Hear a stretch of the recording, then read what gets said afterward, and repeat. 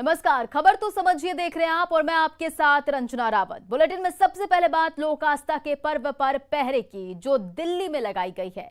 इस बार भी दिल्ली में रहने वाले बिहार के लोग सार्वजनिक जगहों पर महापर्व नहीं मना पाएंगे। ऐसा फैसला क्यों लिया गया और इस फैसले के बाद बिहार पर क्या फर्क पड़ेगा, जानने के लिए पहले ये रिपोर्ट देखिए, फिर खबर को समझेंगे।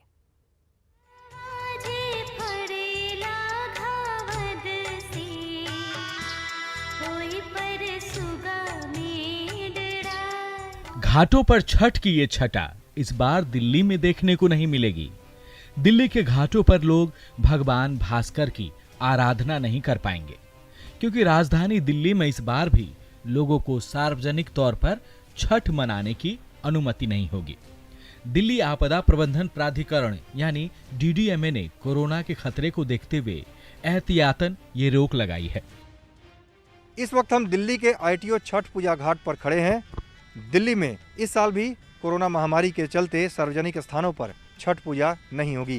दिल्ली सरकार की तरफ से ये फैसला हुआ है, DDMA ने ये फैसला किया है, जिसके बाद लोगों में भी काफ़ी निराशा देखने को मिलती है। जो लोग बिहार के रहने वाले हैं, दिल्ली में रहते हैं, यहाँ पर ITO के इस छठ पूजा घाट पर आते थे, यहाँ पर छठ का पर्व मनाते थे, उन्हें भी काफ़ी निराशा हाथ लगी है। दरअसल त्योहारों के सीजन में संक्रमण के फैलने की आशंका बढ़ जाती है। ऐसे में सार्वजनिक जगहों पर पूजा करने का जोखिम नहीं लिया जा सकता। इस फैसले के पीछे यही तर्क दिया जा रहा है। इस फैसले के बाद पटना के लोगों में मिली जुली प्रतिक्रिया है। कुछ लोग इस फैसले को जायज मानते हैं, तो कुछ लोग गाइडलाइंस के साथ घाटों पर छठ की अनुमति चाहते हैं। पेंडेमिक के अकॉर्डिंग ये डिसीजन सही है। पहले लाइफ है, अगर लोग जिंदा रहेंगे तो छठ भी मनाएंगे, दिवाली मनाएंगे, ईद भी मनाएंगे। सो ये चीज़ होना चाहिए। अभी बहुत ज़्यादा क्राउड की नीड नहीं है हम लोगों को। छठ हो रहा है, वो होता ही रहेगा, वो तो रुकने की चीज़ नहीं है। पेंडेमिक के बाद भी किया जा सकता है। गाइडलाइन होते हुए भी सब जगह सब कुछ हो ही रहा है, तो फिर पूजा में भेदभाव, पूजा होना चाहिए गाइडलाइन को फॉलो करके। चुनाव सब हो ही रहा है, पंचायत चुनाव भी इसमें चल ही रहा है कोरोना काल में, तो पूजा में सरकार ने कहा है कि सार्वजनिक तौर पर आप नहीं मना सकते। तो वो ठीक है, वहाँ का जो है उस नियम कानून से वहाँ मनाना चाहिए, जो वहाँ का फॉलो है उसका प्रोटोकॉल को फॉलो करके जो मनाना चाहिए। जाहिर है, अगर दिल्ली के घाटों पर पूजा की अनुमति नहीं मिलेगी तो बिहार में भीड़ बढ़ेगी। लोग बड़ी संख्या में बिहार लौटेंगे। ऐसे में यहां भी सावधान और सजग रहने की दरकार है। पटना से न्यूज़ 18 के लिए शैलेंद्र कुमार की रिपोर्ट। तो छठ पूजा पर DDMA ने रोक लगा दी है। अब ऐसे में इस खबर को समझिए। दिल्ली में एहतियातन सार्वजनिक रूप से छठ पूजा पर रोक लगाई गई है और भीड़ को देखते हुए घाटों पर छठ पूजा की अनुमति नहीं दी गई है। लेकिन सबसे बड़ी बात है कि दिल्ली में छठ पूजा पर रोक है तो बिहार झारखंड में लोगों की भीड़ बढ़ेगी, क्योंकि छठ बिहार का सबसे बड़ा लोक पर्व है। लिहाजा लोग बिहार की ओर रुख करेंगे। ट्रेन में लोगों की भीड़ बढ़ेगी तो सतर्कता बरतनी भी जरूरी होगी, नहीं तो कोरोना संक्रमण के मामले बढ़ेंगे और संक्रमण बढ़ेगा तो तीसरी लहर का खतरा बढ़ सकता है। कुछ राज्यों में अभी भी संक्रमण है और कई बार देखा गया है कि त्योहारों के मौके पर केस बढ़ जाते हैं, जो कोरोना संक्रमण के मामले हैं वो बढ़ जाते हैं। और बिहार सरकार ने त्योहार को देखते हुए पहले से ही एहतियात बरतने का निर्देश जारी कर दिया है। सरकार ने फैसला लिया है कि बिहार आने वाले यात्रियों को 72 घंटे पहले की RT-PCR रिपोर्ट होगी। मुख्यमंत्री नीतीश कुमार ने आने वाले लोगों पर नजर रखने का भी निर्देश दिया है और त्योहारों के दौरान जुलूस भीड़ को कंट्रोल करने को भी कहा गया है। और बिहार में पिछले कई बार से ना के बराबर केस आ रहे हैं, लेकिन अब भी एहतियात जरूरी है, क्योंकि कोरोना का खतरा अभी टला नहीं है, नहीं तो संक्रमण फैल सकता है। चलिए बढ़ते हैं अपनी अगली खबर की ओर। और अब बात सियासी नूरा कुश्ती की। 2020 के विधानसभा चुनाव में साथ साथ मैदान में उतरने वाली महागठबंधन की दो पार्टियां RJD और कांग्रेस कुशेश्वर स्थान सीट पर होने वाले उपचुनावी जंग में आमने सामने हैं। पिछले चुनाव में JDU से हारी कांग्रेस इस बार जीत की ताल ठोक रही है, जबकि कांग्रेस ने अपनी दावेदारी ठोककर कांग्रेस को आईना दिखाया है। लेकिन एक महीने पहले नीतीश कुमार ने कुशेश्वर स्थान जाकर यह संदेश दे दिया कि जमीन पर उनकी ही पकड़ है। पूरी रिपोर्ट देखिए।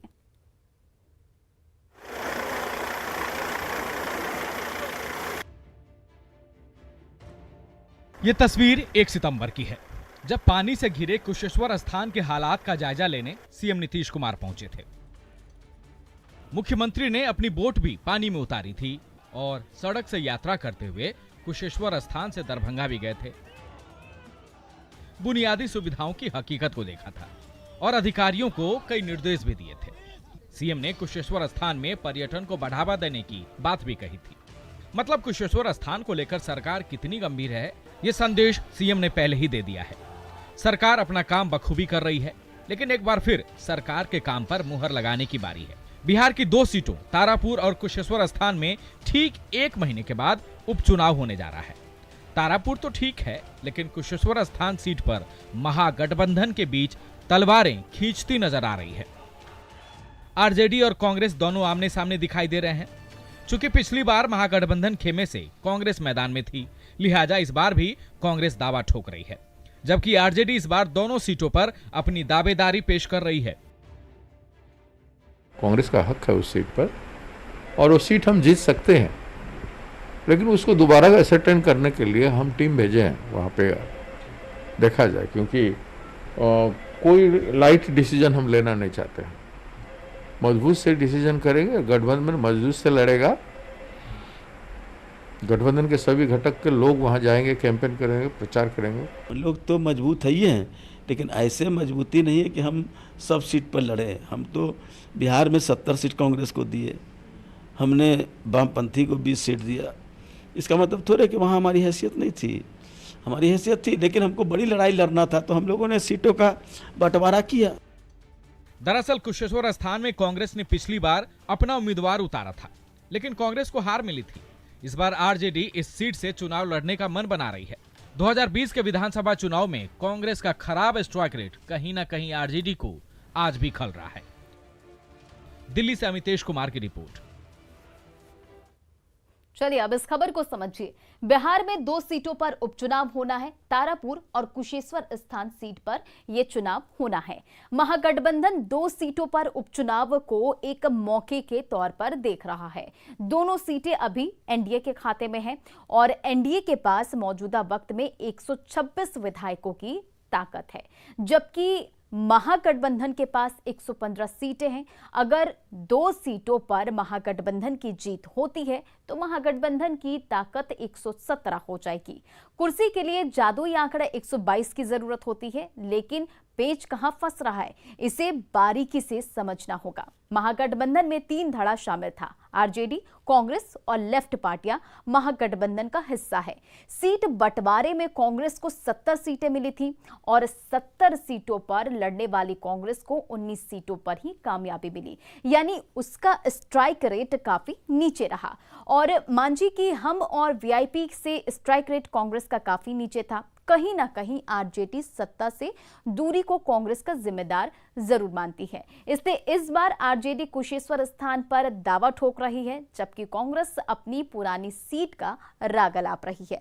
कांग्रेस ने जमीनी हकीकत को जानने के लिए एक कमेटी भी बनाई है और कमेटी ये बताएगी कि ग्राउंड पर कांग्रेस की ताकत क्या है। चलिए बढ़ते अपनी अगली खबर की ओर। बिहार में कांग्रेस की ताकत को तो आपने समझ लिया। अब पंजाब में कांग्रेस के सियासी सर्कस में आज कौन सा नया खेल जुड़ा है, उसे एक रिपोर्ट देखिए, फिर खबर को समझेंगे।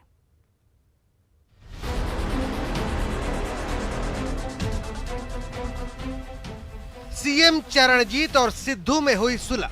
कांग्रेस साहब एक है, सिद्धू साहब बिल्कुल साथ है, ग्रेजुएशन बिल्कुल वापस होगा, बिल्कुल दोनों मिल चुके हैं, सारा कुछ ठीक है। जो माड़े मोटे घर में थोड़े गिले शिकवे थे। कांग्रेस के लिए अब भी आसान नहीं रहा। कहीं नहीं जाएंगे, पार्टी बनाएंगे captain. Number 1, I am not going to remain in the Congress. Number 2, I am not joining the BJP. That is enough for me at the moment. मान गए गुरु, कैप्टन का खेल शुरू।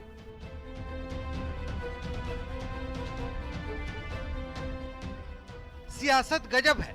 मंगलवार को रूठे नवजोत सिंह सिद्धू अब मान गए हैं, तो वहीं मंगलवार को ही दिल्ली पहुंचे पूर्व मुख्यमंत्री अमरेंद्र सिंह अब चंडीगढ़ लौट गए हैं। चंडीगढ़ लौटते ही उन्होंने ऐलान कर दिया कि अब न तो वो कांग्रेस में रहेंगे, न ही बीजेपी के साथ जाएंगे। तो क्या कांग्रेस छोड़ कैप्टन अब नई पार्टी बनाएंगे? और अगर बीजेपी में नहीं जाएंगे तो अमित शाह से क्यों मिले? इसका जवाब क्या है आप खुद सुन लीजिए।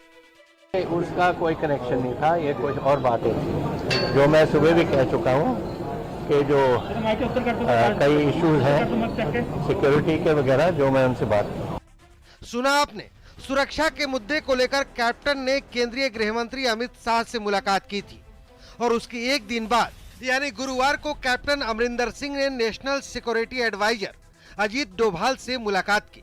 पंजाब में चल रहे घटनाक्रम के मद्देनजर इस मुलाकात को लेकर कई तरह के कयास लगाए जा रहे हैं, लेकिन सच क्या है ये आप खुद सुनिए। 4 साल से देख रहा हूँ क्या हो रहा है पंजाब में और उनके साथ शेयर की है।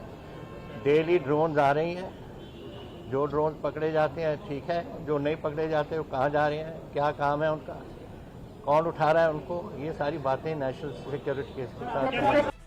कैप्टन की ये बातें बेहद अहम है और न सिर्फ पंजाब बल्कि पूरे देश के लिए गंभीर है। कैप्टन ने सिद्धू के खिलाफ मोर्चा भी खोल दिया है और उन्हें पंजाब की सुरक्षा के लिए खतरा बताया है। मतलब ये कि जिन सिद्धू के सहारे कांग्रेस पंजाब जीतने निकली है, कैप्टन अमरिंदर सिंह ने उसी पर वार करना तेज कर दिया है। जबकि इसके दूसरी तरफ कांग्रेस ने रूठे सिद्धू को मना लिया है। बता दें कि इस्तीफा वापस लेने के लिए सिद्धू ने 3 शर्तें रखी हैं, जिसमें राणा गुरजीत सिंह को कैबिनेट से हटाना, डीजीपी प्रीत सिंह सहोता को हटाना और एडवोकेट जनरल एपीएस देओल को हटाना शामिल है। बताया जा रहा है कि कांग्रेस की तरफ से इन तीनों मांगों पर विचार करने का भरोसा दिया गया है, लेकिन कौन कौन सी मांग मान ली गई है और कांग्रेस के अंदर खाने में चल रही लड़ाई कितने दिनों के लिए थमी है, ये कहना अभी मुश्किल है। Bureau report, news 18 network. अब खबर को समझिए कि आखिर कांग्रेस में ये हाल क्यों है और बिहार में कांग्रेस की सहयोगी आरजेडी इस पूरे प्रकरण को कैसे देख रही है। दरअसल पंजाब में मौजूदा हालत ये बता रहा है कि कांग्रेस सांगठनिक तौर पर कमजोर हो चुकी है। कांग्रेस में लिए जा रहे फैसले भस्मासुर साबित हो रहे हैं। अब तो कांग्रेस के बड़े नेताओं ने साफ साफ बोलना शुरू कर दिया है। पुराने नेता नटवर सिंह ने पंजाब की सियासी हलचल पर नाराजगी जताई। सोनिया गांधी और राहुल गांधी को नटवर सिंह ने जिम्मेदार ठहराया है और कांग्रेस ने सिद्धू पर ज्यादा भरोसा जताया है, जबकि कैप्टन पार्टी से लंबे समय से जुड़े हुए थे। पिछला विधानसभा चुनाव कैप्टन के चेहरे पर कांग्रेस ने लड़ा था और कांग्रेस ने 117 में से 77 सीटें जीती थी। इलेक्शन ईयर में कांग्रेस ने कैप्टन के साथ खेलकर जाहिर दिया था और कांग्रेस अपने संगठन को संभालने में नाकाम है। चलिए बढ़ते अपनी अगली खबर की ओर। कन्हैया कुमार के कांग्रेस में आने से के बाद सहयोगी आरजेडी ने बाहें चढ़ा ली है। आरजेडी के वरिष्ठ नेता शिवानंद तिवारी ने कन्हैया के कांग्रेस में शामिल होने पर तंज कसा है और कहा है कि कांग्रेस को कन्हैया को पार्टी का अध्यक्ष बना देना चाहिए। शिवानंद तिवारी ने ये तमाम बातें पंजाब में मचे सियासी हलचल को लेकर कही। ऐतिहासिक जवाबदेही, एक जमाने में कन्हैया कुमार में वामपंथ जो है, सीपीआई जो है, अपना भविष्य देख रहा था। अब जो है कांग्रेस जो है उनमें अपना भविष्य देख रही है। तो हम तो कहेंगे कि भैया कन्हैया कुमार के हाथ में कमान दे दीजिए। 2 साल से कांग्रेस पार्टी में कोई अस्थायी अध्यक्ष नहीं है, उनको अस्थायी अध्यक्ष बना दीजिए। उनको ऐतिहासिक जो जिम्मेवारी वो महसूस कर रहे हैं कि कांग्रेस रूपी जहाज को डूबने से बचाना है, उनके हाथ में कांग्रेस का पतवार दे दीजिए। देखिए उसको किनारे पर लगाते हैं कि नहीं लगाते हैं। साथ हमारी सहानुभूति है। अभी जो है देखिए कि सिद्धू जी को उन्होंने अध्यक्ष बनाया। 5 साल पहले मैंने सिद्धू जो है भारतीय जनता पार्टी छोड़ करके आए थे। मैंने उसके चलते 80 साल के बूढ़े कैप्टन अमरिंदर सिंह को अपमानित किया गया, जलील किया गया और उस सिद्धू का देखिए क्या हाल है, अपने भी छोड़ दिया। राजधानी रांची से संथाल अब सीधा जुड़ गया है। रांची से गोड्डा के लिए आज से सीधी ट्रेन की शुरुआत हो गई है। बताया जा रहा है कि आने वाले वक्त में झारखंड के कई ऐसे जिलों को भी जोड़ने की तैयारी चल रही है जो रेल परिचालन से कटे हुए हैं।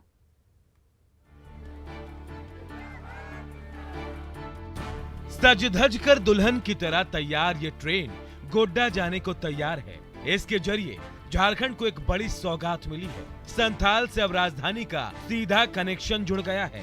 दिल्ली से जहां रेल मंत्री अश्विनी वैष्णव ने इसे हरी झंडी दिखाई, तो वहीं रांची से सांसद संजय सेठ और विधायक सीपी सिंह ने इसे गोड्डा के लिए रवाना किया। दोनों नेताओं ने बताया कि आने वाले वक्त में झारखंड के कई सुदूर इलाके से भी ट्रेन का परिचालन शुरू किया जाएगा। ये हम कह सकते हैं कि रोजाना एक नई सुविधा रांची को मिल रही है, झारखंड को मिल रही है। मैं साधुवाद देना चाहता हूं अपने रेल मंत्री अश्विनी वैष्णव जी को, जो लगातार फोकस कर रहे हैं झारखंड को, फोकस कर रहे हैं राजधानी को, कैसे रांची अन्य जिलों से जुड़े। आप देखो अब तो गोड्डा जाना हो बहुत आसान हो गया। वास्को डी गामा यानी गोवा तक ट्रेन हुआ, आज जो है गोडा तक जाने का हो गया। से गुमला है, सिमडेगा है, चतरा है, इन सब जिलों में ट्रेन सुविधा नहीं है, धीरे धीरे यहाँ भी होगी। रांची से गोड्डा का सफर 17 घंटे में पूरा होगा। रांची से ये ट्रेन हर मंगलवार, गुरुवार और शनिवार को शाम 3 बजे गोड्डा के लिए खुलेगी। तो वहीं गोड्डा से ये ट्रेन हर बुधवार, शुक्रवार और रविवार को दिन में 12:40 पर खुलेगी। रांची डीआरएम ने भी इसे ऐतिहासिक बताया और कहा कि जल्द ही दूसरी जगहों से भी कनेक्टिविटी शुरू की जाएगी। तो वहीं यात्री भी खुश हैं कि अब उन्हें संथाल जाने के लिए परेशान नहीं होना पड़ेगा।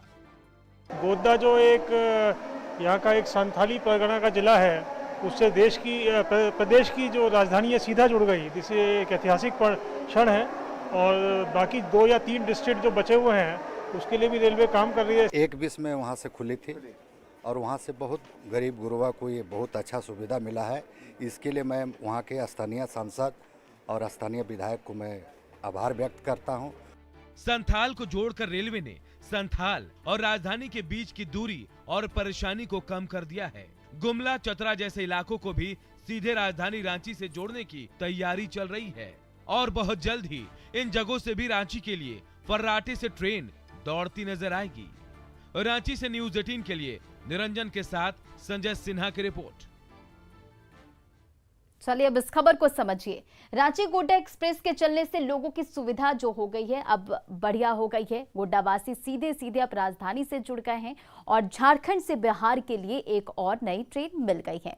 नई ट्रेन रांची से भागलपुर होकर गोड्डा तक चलेगी और इससे भागलपुर और आसपास के लोगों को भी सुविधा मिलेगी।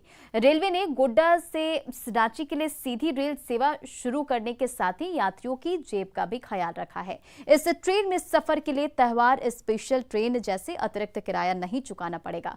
तो देखिए इस ट्रेन के चलने से अब जो है लोगों की सुविधा बढ़ गई है और जो गोड्डा वासी वो आसानी से अब राजधानी से जुड़ चुके हैं। चलिए बात आगे करते हैं और अब बात एक ऐसे शहर की जहां सालों से भूमिगत आग लगी है। कौन है वो शहर और भूमिगत आग का क्या हुआ, साइड इफेक्ट पहले क्या हो रहा है, और पहले इस रिपोर्ट को देखिए फिर खबर को समझेंगे। धनबाद के केंदुआडीह में अग्नि प्रभावित क्षेत्र राजपूत बस्ती में जोरदार आवाज के साथ जमीन अचानक धंस गई, जिसमें आशा देवी के घर का एक हिस्सा जमींदोज हो गया। आशा देवी भी जमीन धंसने के बाद बनी गोफ में समा गई। चीख सुनकर उसका बेटा आनंद सिंह दौड़ा आया। मां को बचाने के लिए वो भी गोफ के अंदर कूद गया। देखते ही देखते लोगों की भीड़ मौके पर इकट्ठा हो गई। पूरा जोर का आवाज हुआ। हाँ, सब आदमी लोग निकला, कुछ आवाज दिया, जो एक आदमी अंदर चल गई थी, एक लेडीज। हाँ, फिर आवाज दिया गया तो सब गांव वाला उठा। हाँ, उसका लड़का फिर कूद गया, देखा कि उसका माँ अंदर गया हुआ, तो वो गोप में ही कूद गया। स्थानीय लोगों ने कड़ी मशक्कत के बाद रेस्क्यू कर रस्सी के सहारे परिवार के दोनों सदस्यों को बाहर निकाला। फिलहाल दोनों को इलाज के लिए अस्पताल में भर्ती कराया गया है। इस वाकये से केंदुआडीह के दूसरे इलाकों में भी दहशत का माहौल है।